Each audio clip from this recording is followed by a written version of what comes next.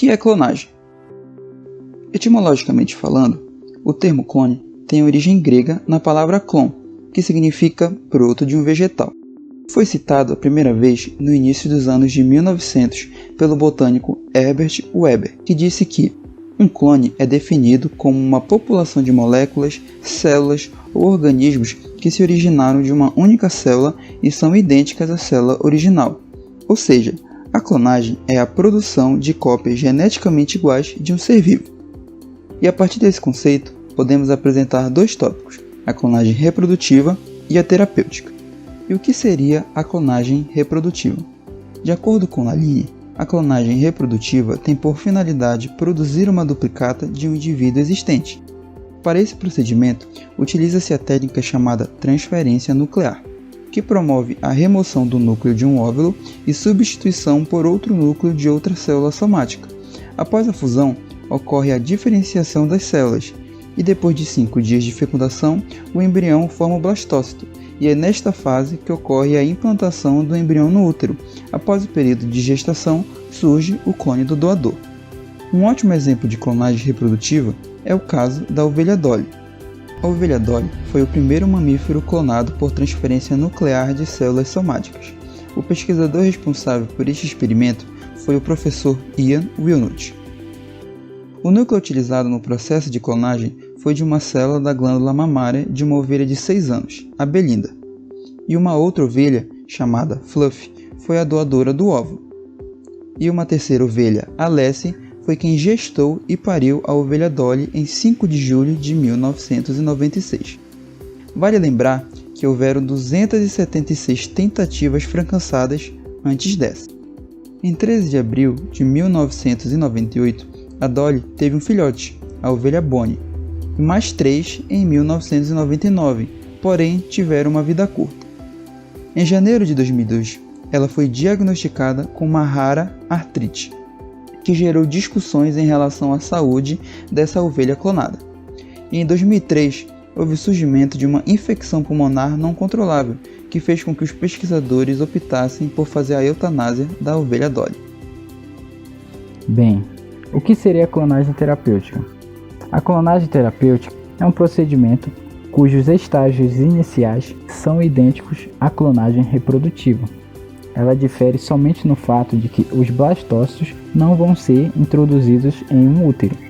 Nesse caso, ele é utilizado em laboratório para a produção de células troncos, a fim de produzirem tecidos ou órgãos para reparo.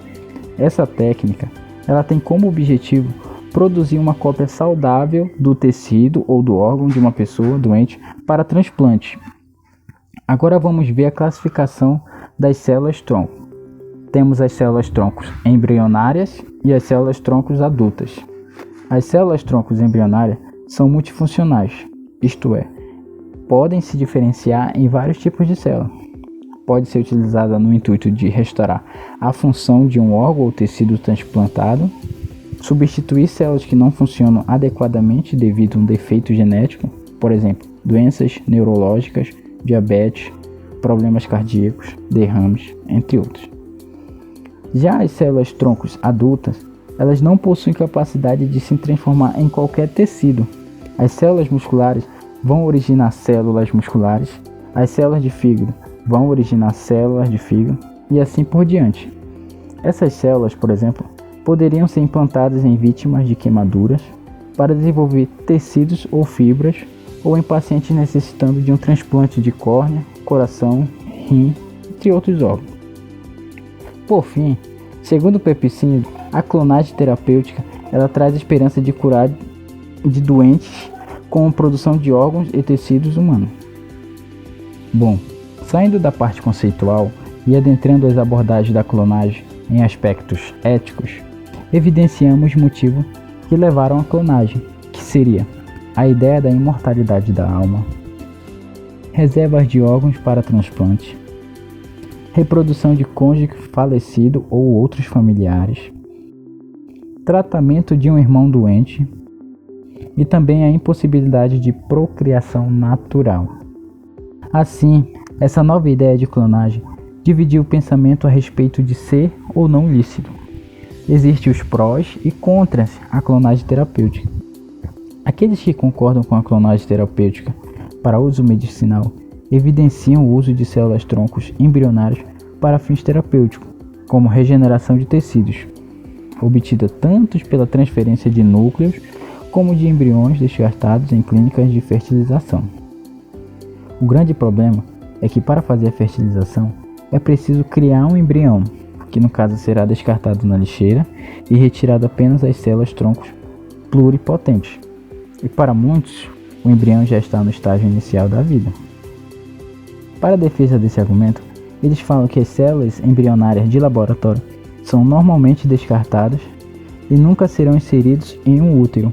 Assim, não é justo deixar morrer uma criança ou um jovem afetado por uma doença neuromuscular letal para preservar um embrião cujo destino é o lixo. Já os opositores para a clonagem terapêutica dizem que isso poderia gerar um comércio de óvulos, o que haveria destruição de embrião humano.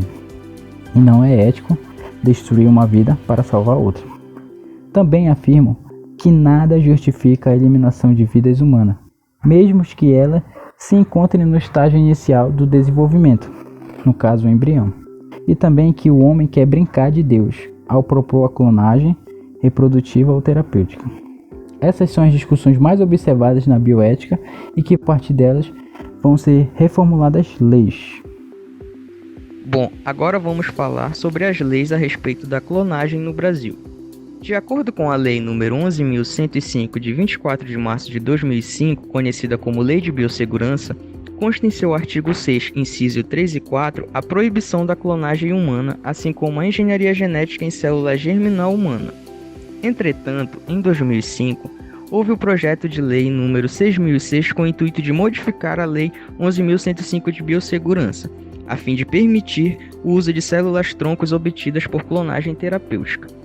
Com a aprovação desse projeto, a Lei de Biossegurança, em seu artigo 5, passou a permitir com restrições a manipulação de embriões humanos produzidos por fertilização in vitro, para a coleta de células-troncos. As células-troncos podem se transformar em qualquer célula do organismo ou se fundir de uma célula doente, tornando-se saudável. Por esse motivo, são consideradas uma esperança para várias complicações. Posteriormente, a Lei de Biossegurança foi regulamentada pelo Decreto número 5.591, de 22 de novembro de 2005, que definiu como embriões inviáveis aqueles com alterações genéticas comprovadas que impedem o desenvolvimento por ausência de clivagem, que é a incapacidade de divisão do zigoto. Isso significa que a lei brasileira autorizou a pesquisa preferencialmente em embriões que não são utilizados para fins reprodutivos, após os procedimentos diagnósticos. De toda forma, essa mesma lei regulamenta como crime a prática de clonagem humana e dispõe em seu artigo 26 a pena para aquele que cometer tal delito, com pena de reclusão de 2 a 5 anos sujeito a multa. Bom, falando sobre a clonagem humana em outros países, até o momento, há a proibição de clonagem humana em todos os países do mundo, com restrições dispostas em suas legislações. Países como Estados Unidos, Reino Unido, Japão e Canadá fazem pesquisas com células-troncos e têm legislações específicas que regulamentam o uso desse tipo de células.